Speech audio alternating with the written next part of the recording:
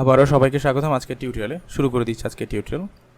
তো last tutorial জুড়ে আমি আপনাদেরকে দেখিয়েছিলাম কীভাবে আমরা মিনিমাল এপিআই ক্রিয়েট করতে পারি। সো মিনিমাল এপিআই এর মোটামুটি যেই খুঁটিনাটি ব্যাপারগুলো ছিল সেই ব্যাপারগুলো নিয়ে আলোচনা করেছিলাম। একটা ক্রুড অপারেশন আমরা দেখিয়েছি।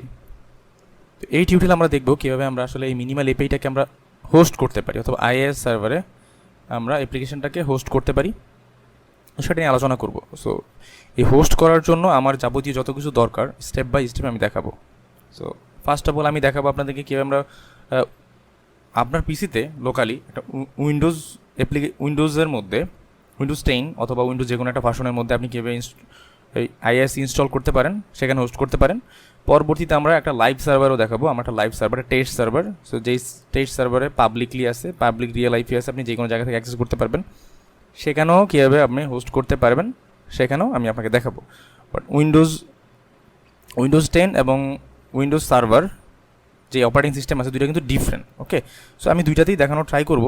সো আশা করি আপনাদের উপকারে আসবে বা সাথেই থাকবেন।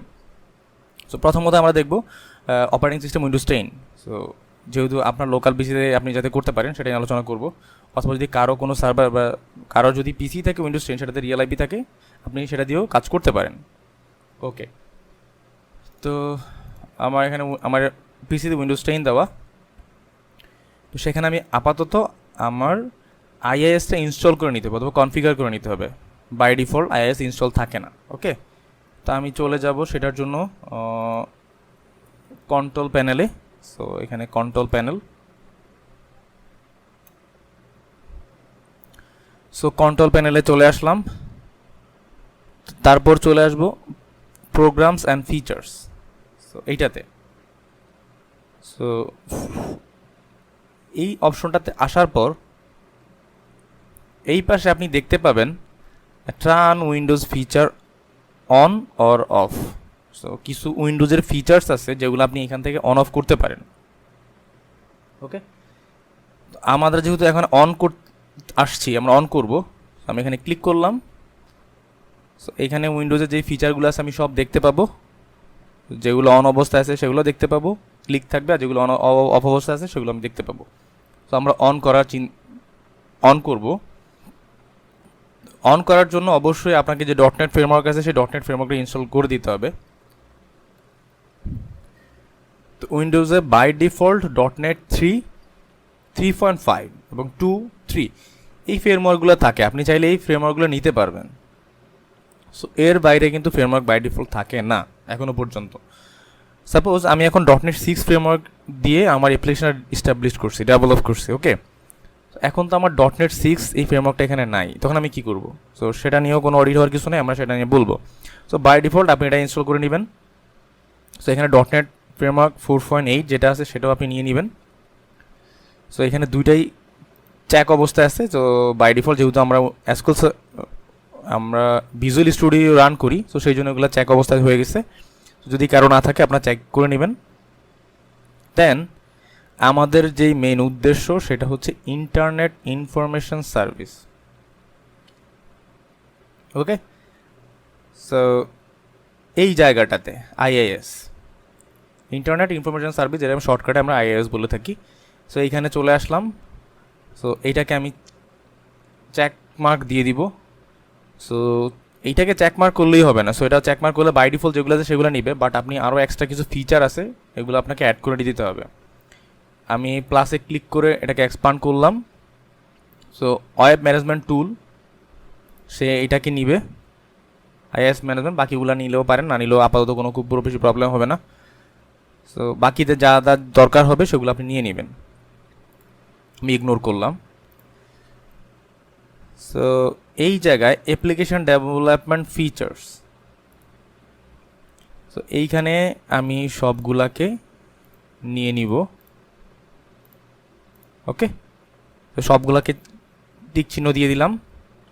আর সিকিউরিটি লেভেলে যদি কারো সিকিউরিটি খুব বেশি সিকিউরিটি যা যা সিকিউরিটি দেওয়ার দরকার হয় নিতে চান, আপনারা এগুলো নিতে পারেন। আপাতত আমি ইগনোর করতেছি।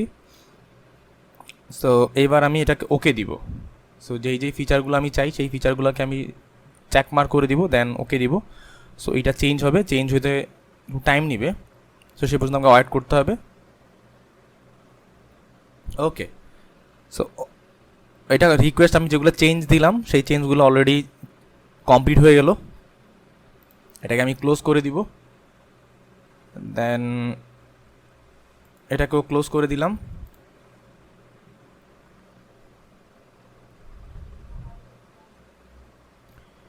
এবার আমি ব্রাউজারটা ওপেন করলাম। সো ব্রাউজারে লিখব সিম্পলি লোকাল হোস্ট। সো যখন লোকাল হোস্ট দিব, সো যদি আমার আইএস সাকসেসফুলি ইনস্টল হয়ে থাকে তখন আপনি এইরকম একটা ইমেজ দেখতে পাবেন। ওরা বাই ডিফল্ট একটা অ্যাপ্লিকেশন হোস্ট করে, সেখানে জাস্ট যদি একটা সিম্পলি ইমেজ থাকে আর একটা ইন্ডেক্স ফাইল থাকে যেটা রান করে একটা ইমেজ আপনি দেখতে পান। তার মানে আমার আইএসটা সাকসেসফুলি ইনস্টল হয়েছে আমার পিসিতে। ওকে, ইনস্টল হয়ে গেল, আমরা দেখলাম লোকাল হোস্টটা অলরেডি আমি ব্রাউজারে দেখতে পাচ্ছি। সো এই আইএসটা আপনি, আচ্ছা আমি ফোল্ডারটা পরে দেখাচ্ছি। প্রথমত চলে আসি, আমি এখানে সার্চ দিব আইআইএস ম্যানেজার। তো এখানে জাস্ট সিম্পলি আইআইএস লিখলেই আপনি এটা পাবেন, ইন্টারনেট ইনফরমেশন সার্ভিস ম্যানেজার, যেটা আছে আইআইএস ম্যানেজার। তো এটা ইনস্টল না হলে আপনি পাবেন না, যেহেতু আমি অলরেডি ইনস্টল করলাম, এখন আমি এখানে আইআইএস ম্যানেজার পাচ্ছি।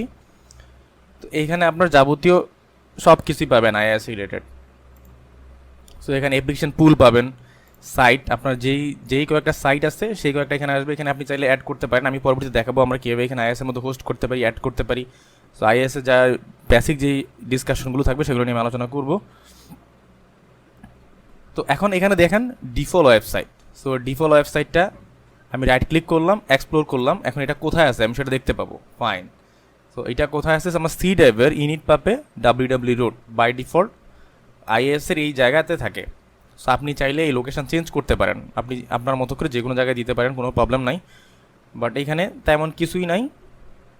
দেখেন একটা এসটিএম একটা ফাইল আর একটা ইমেজ। সো আমরা লোকাল হোস্ট করলে এটাই দেখতে পাই। ওকে, সো এই ছিল আমাদের আলোচনা। আমরা অলরেডি আইআইএস ইনস্টল করে দেখলাম। সো পরবর্তীতে আমরা আমাদের প্রজেক্ট পাবলিশ করব, যেহেতু আমরা হোস্ট করতে চাই। হোস্ট করলে আমাদের পাবলিশ করতে হয়, কীভাবে পাবলিশ করবো সেটা নিয়ে আলোচনা করব, এবং পাবলিশ করার পর আমরা সেই প্রজেক্ট আইএসএ কীভাবে হোস্ট করতে সেটা নিয়ে আলোচনা করব। সো পরবর্তীতে, সে পর্যন্ত